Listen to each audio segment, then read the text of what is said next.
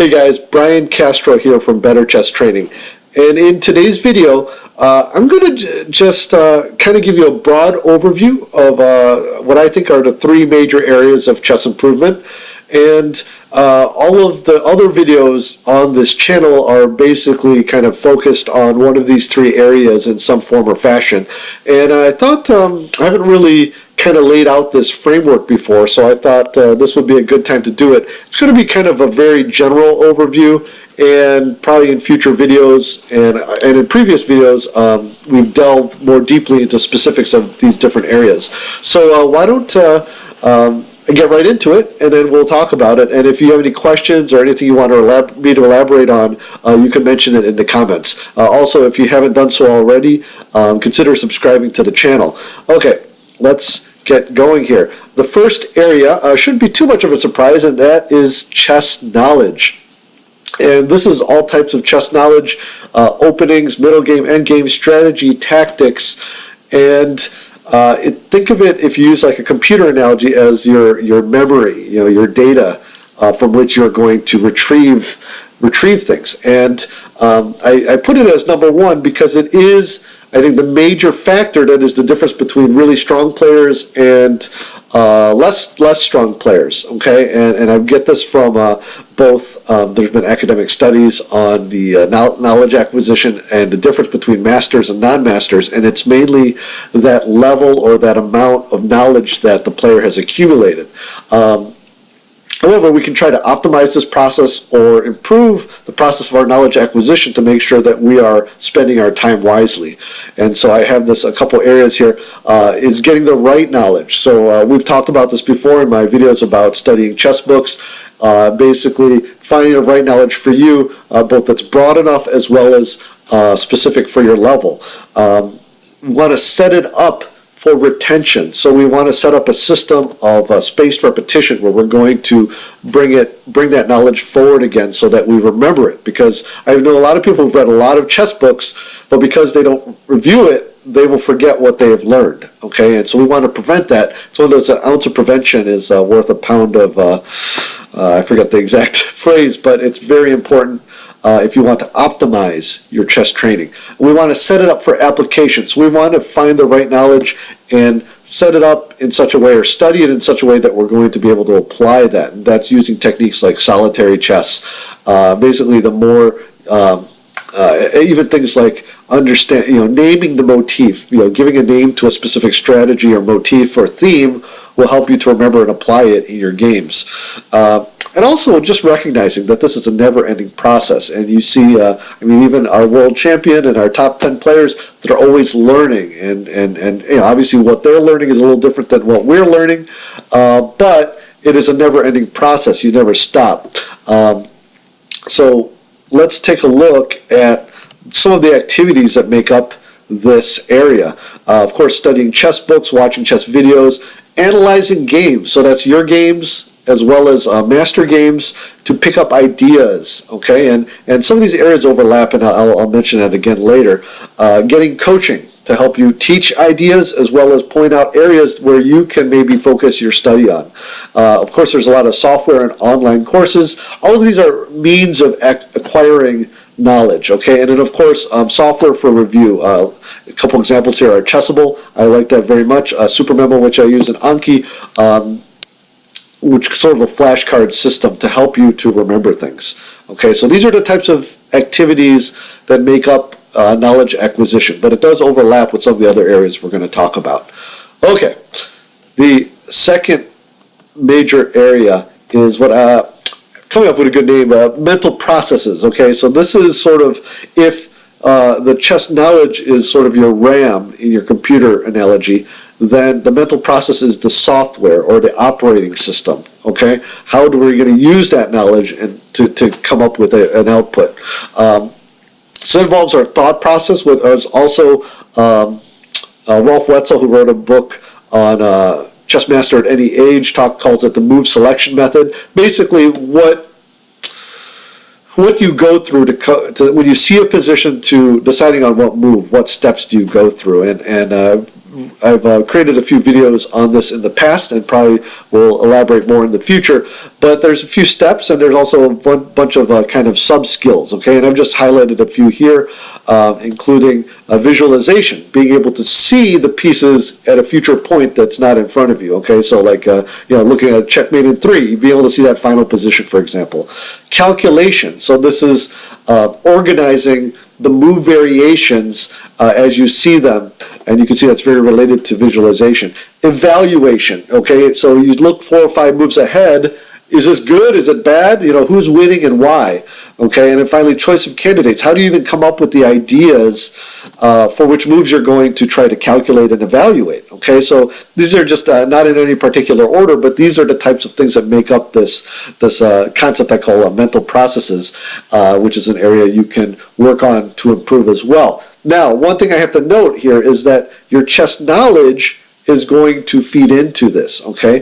For choosing candidates, when I work with my chess coach or when I watch videos of chess masters analyzing positions, they don't think to themselves, they just, the ideas pop into their head because they've seen similar positions before. Now, they then have to take that idea and see if it's relevant in this particular position. So chess knowledge is very important to your thought process, your mental processes when it comes to chess. In fact, your ability to visualize positions ahead, they did a study on this. I think it was a DeGroot, or in a series of experiments with chess players, showed that the master players were able to reproduce or remember chess positions much better than non-chess positions, which basically shows you that the more chess knowledge you have, the more patterns you have. And that's what it's really about, is that pattern recognition.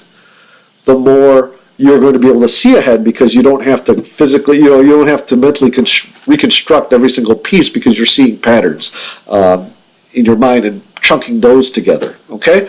And again, we could talk more about that specifically in another video.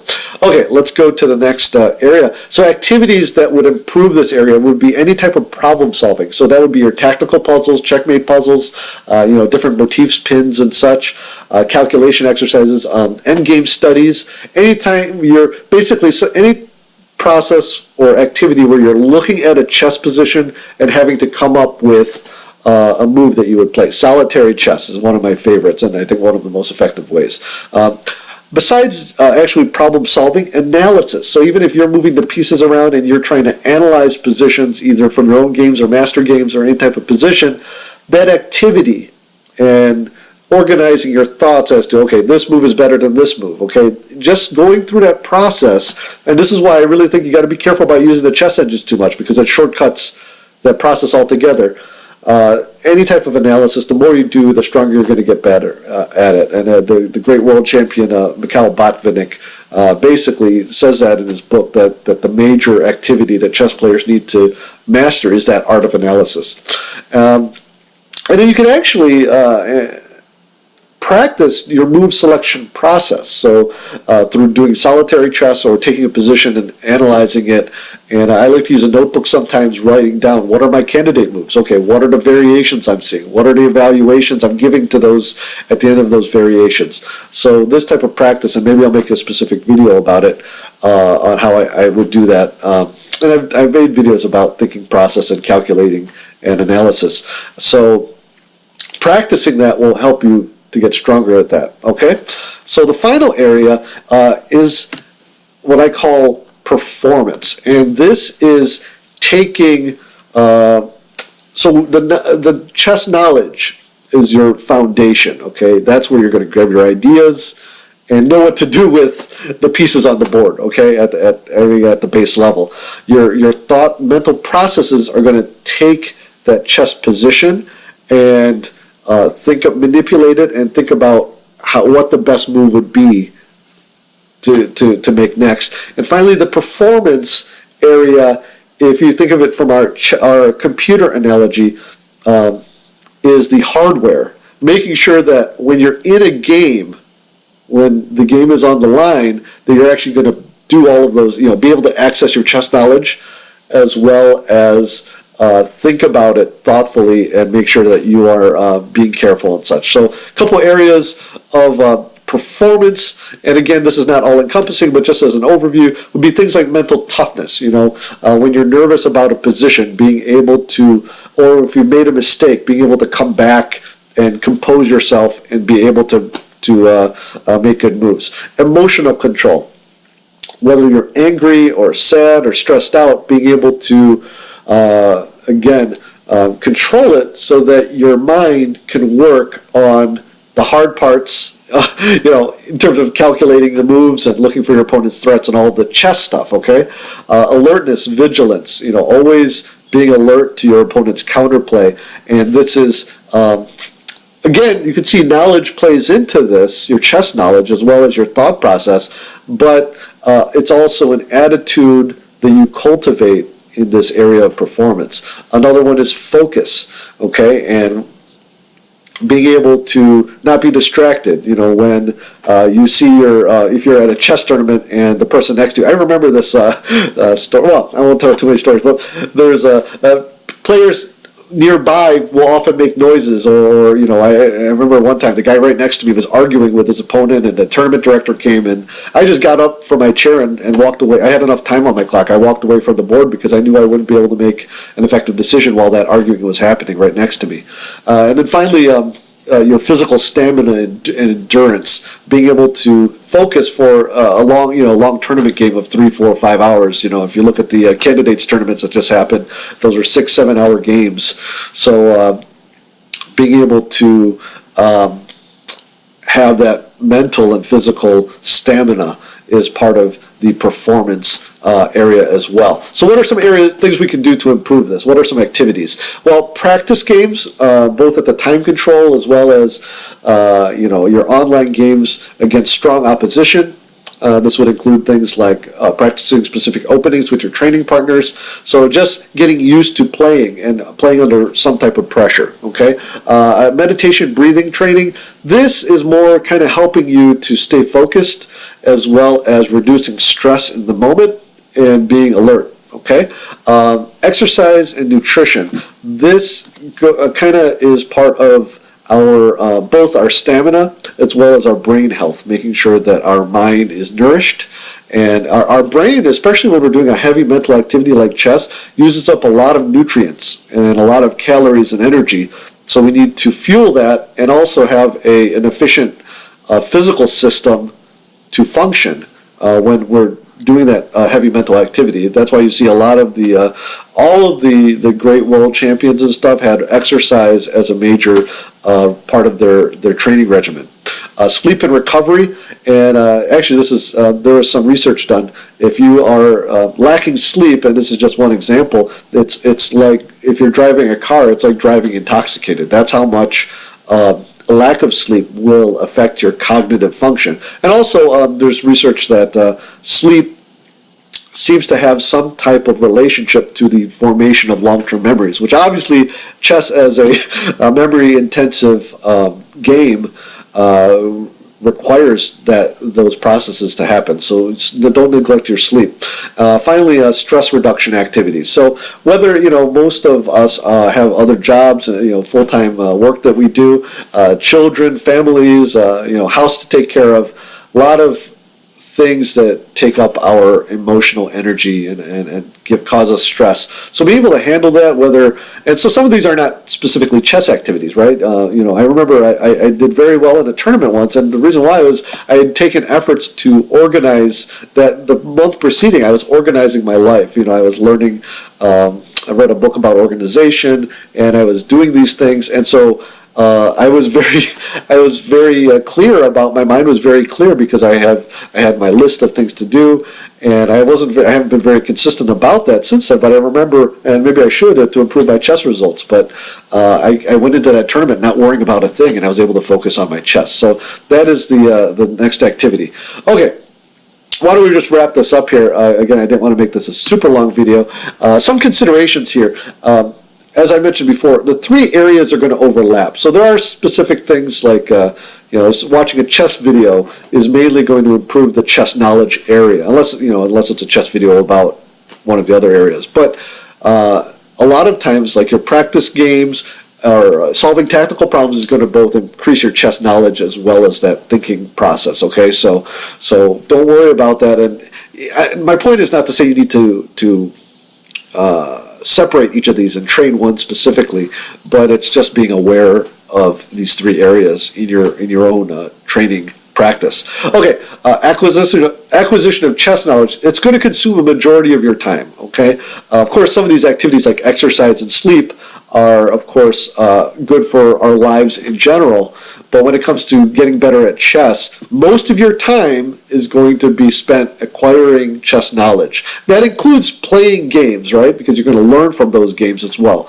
But so don't neglect that. I mean, I mentioned this in another video. There's a lot of people want to focus just on their tactics and their thought process. Well, you need, again, the major difference between masters, grandmasters, and non-masters is chess knowledge. Okay, so you want to increase, and that includes tactics as well, and being able to think about experience and think about their chess too.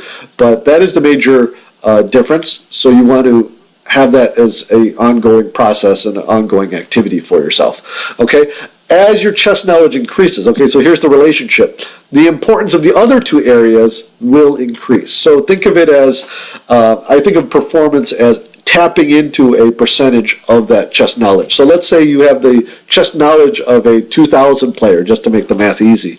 Well, let's say you're stressed out at work, you didn't get a good night's sleep, and you know, your wife is, you know, upset that you're playing in a chess tournament. Well, maybe you only have access to 75% of that, you know, chess knowledge. So you're only going to play like a 1500 player instead of a 2000 player. So that's where I think, but if you didn't have that knowledge to begin with, 75% of a smaller amount is an even smaller amount. So you can see the more your chess knowledge increases, the more these other areas of your thought processes and performance are going to affect your results. Okay, and the bottom line here is you don't want to neglect any of these areas, and if you do that and you do it enough consistently and over time, I think you'll see a lot of improvement. So hey guys, I hope you enjoyed that video. If you did, please press the like button.